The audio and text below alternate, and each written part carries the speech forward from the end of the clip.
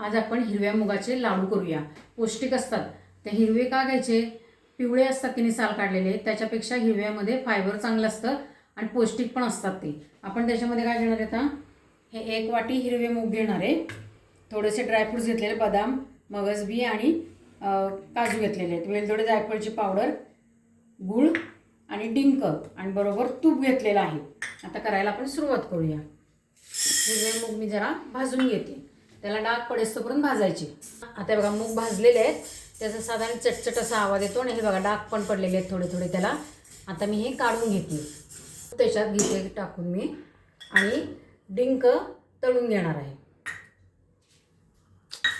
डिंक आता मी चांगला फुलवून घेते, सगळं काढून घेणार आहे।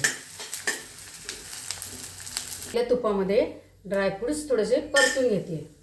हिरवे मूग मिक्सरमधनं बारीक दळून घेतलेले आहेत छानपैकी। आता ते मी ओतून घेते आणि हे बाकीचे डिंक आणि ड्रायफ्रुट्स काढून घेते त्याच्यातनं। हे बघा आता हे सगळं मी मिक्सरमधनं काढते।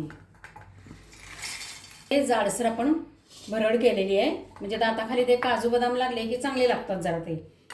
आता काय करायचं, याच्यात गॅस परत लावायचा, जे राहिलेलं तूप आहे त्याच्यामध्येच आपल्याला ही मुगाचे जे आपण जाड केलेलं आहे पीठ, तुम्हाला हवं तसं बारीक करा, जाड करा, शक्यतो बारीकच करायचं।